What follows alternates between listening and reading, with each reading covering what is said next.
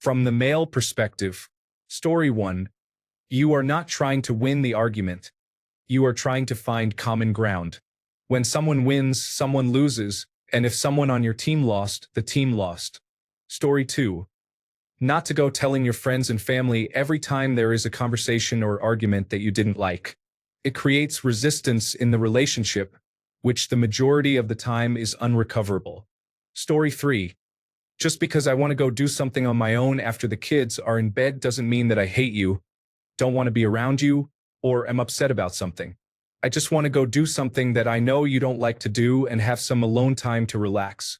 Story 4. Do not marry someone unless you are compatible. Not everyone is compatible with everyone else, and if you try to force it, the end result will likely not be good. I have a few friends who do not get along with their wives, and it is pretty obvious they should not have gotten married in the first place. Story 5.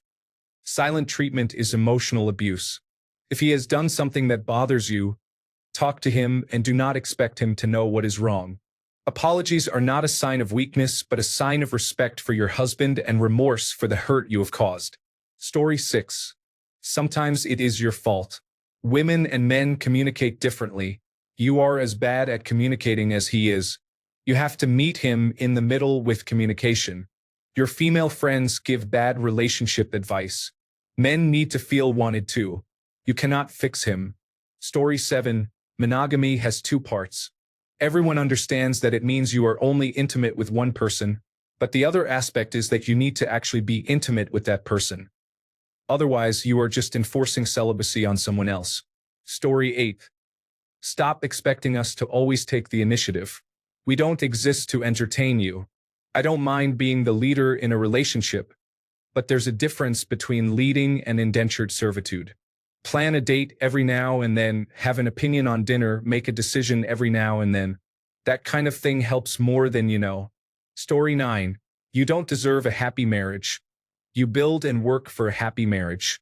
Raising children doesn't make you an amazing wife.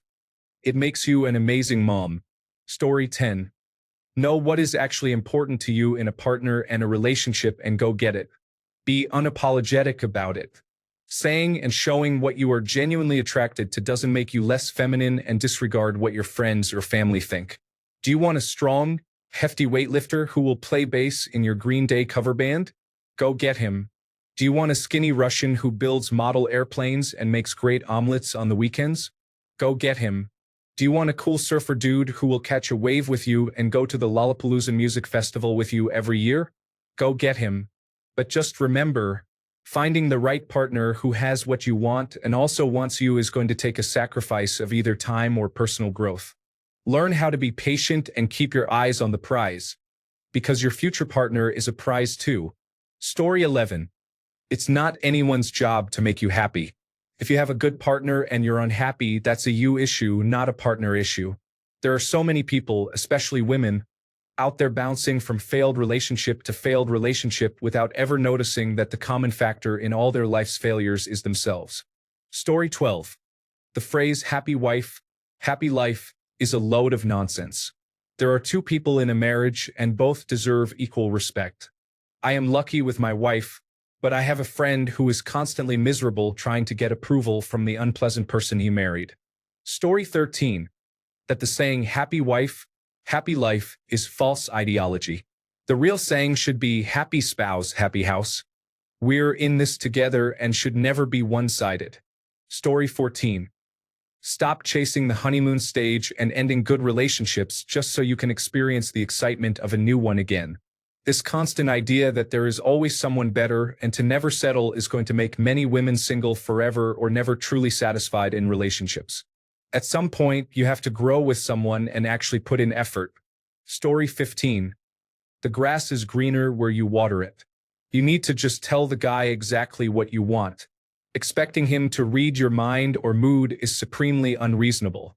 You both need to have a long, unromantic talk about boundaries and expectations. What constitutes cheating? What is your love language? Story 16.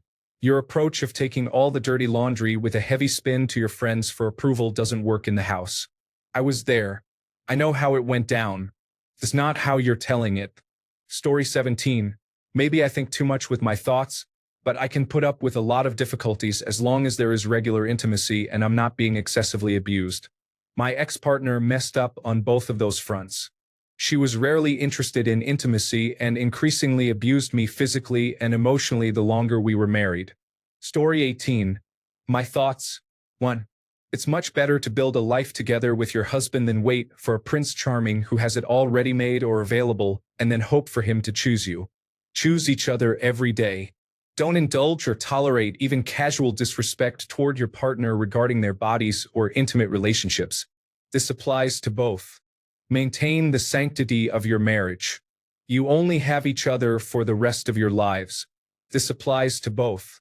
Don't gossip about emotional or financial conversations with friends or colleagues, and ask your spouse if you can share your decisions and thoughts with parents for their wisdom and guidance. This applies to both. If you are facing problems, seek a professional therapist. Posting on public forums isn't the way. It may give you satisfaction but won't solve your problem. This applies to both. Let no exes or friends comment on your marriage or relationship. The you deserve better and fake sympathies are nauseating and frankly disrespectful to your spouse. This applies to both. If you want out, say it clearly. Don't commit adultery for the sake of it. Remember your spouse is a human being too.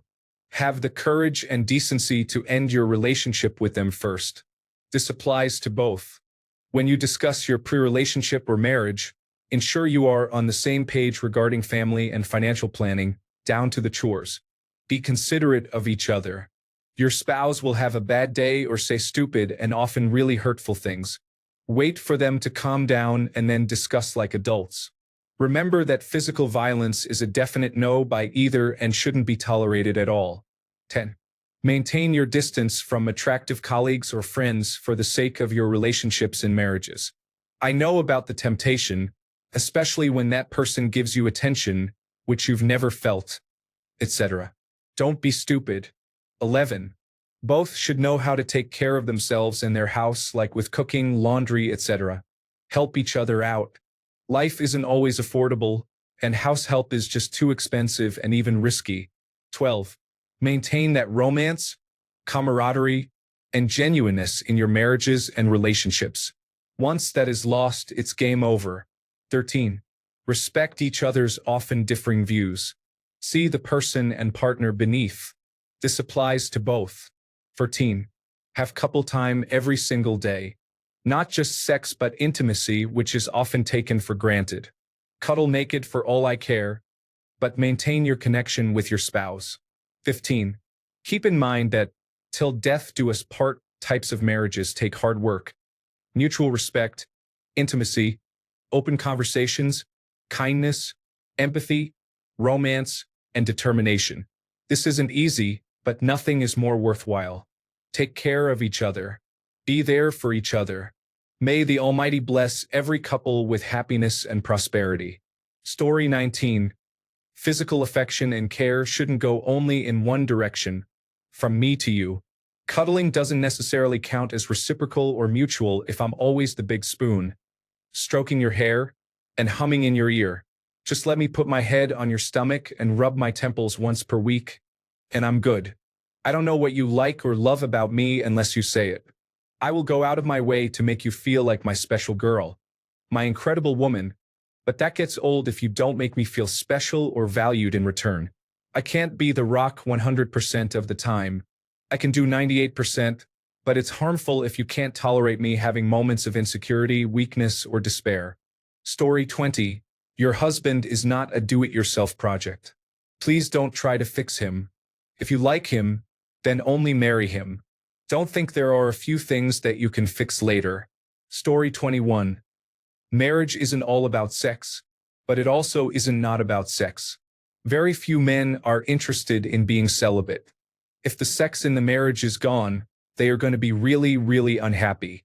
If you really think that marriage isn't about sex, that's fine, but then it follows that spouses shouldn't need to keep sex within the marriage. Obviously, this applies both ways. There are plenty of wives who are miserable because their husbands have no interest in them, but it seems to be much more common on one side than the other. Story 22. This goes for men as well. Sometimes, the kindest thing you can do for everyone involved is to talk openly about the sunk cost fallacy. A relationship ending doesn't make anyone a failure, and if anyone is in the position of accepting things they wouldn't in any other situation, it's time to go. Story 23.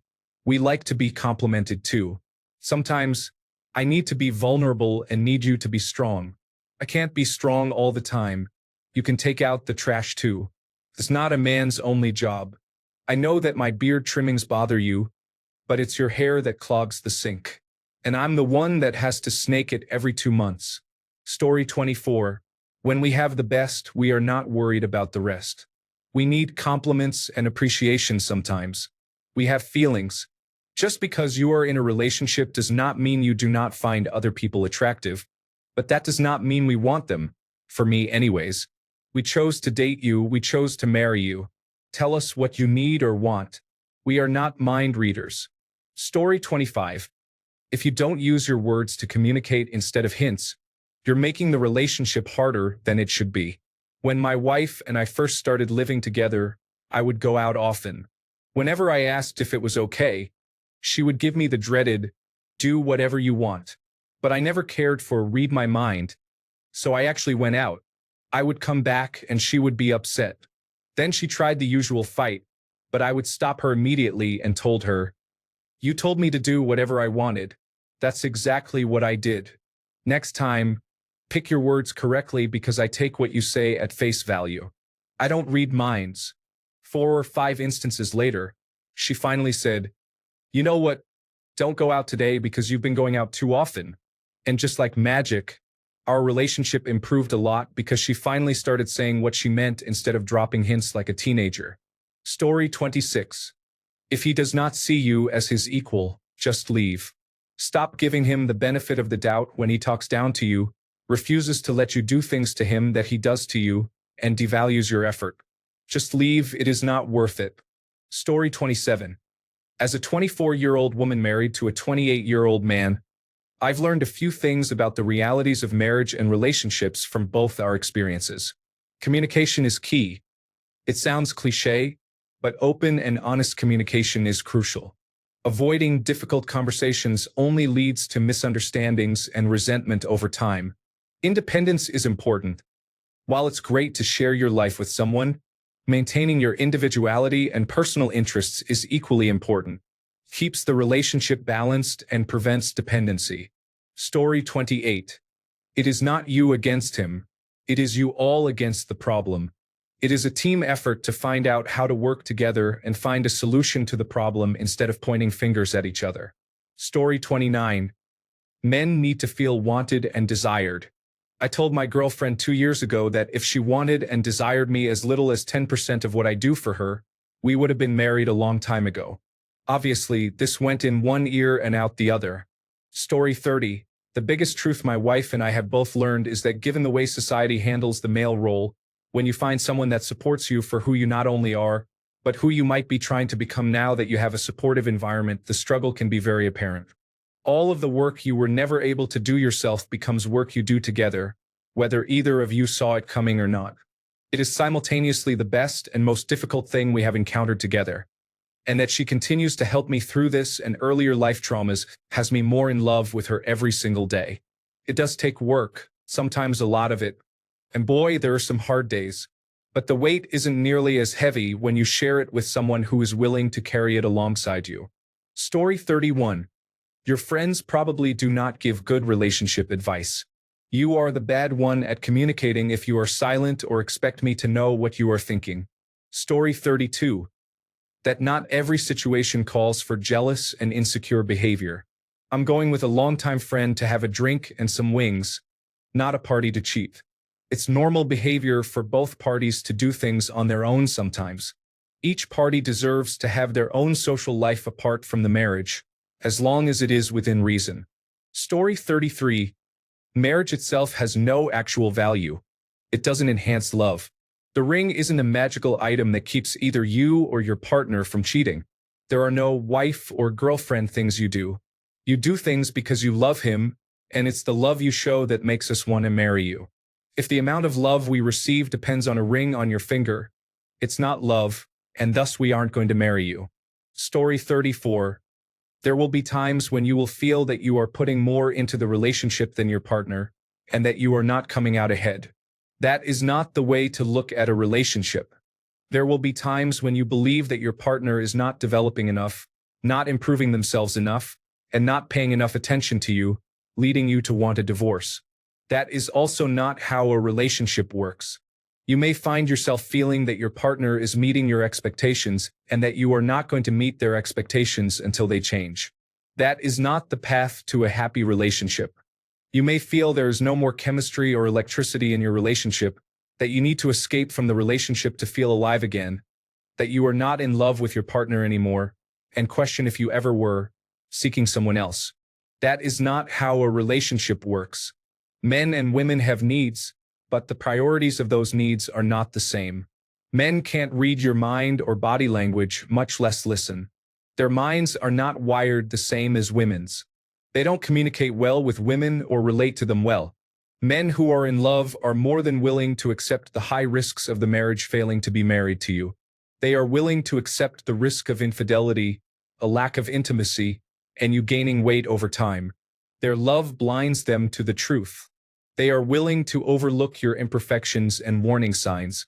In short, they are willing to put their best interests and desires aside for a future with you. All they want in return is your love, respect, support, and loyalty. In return, they will give you their heart and life. Don't underestimate or undervalue what they are giving you.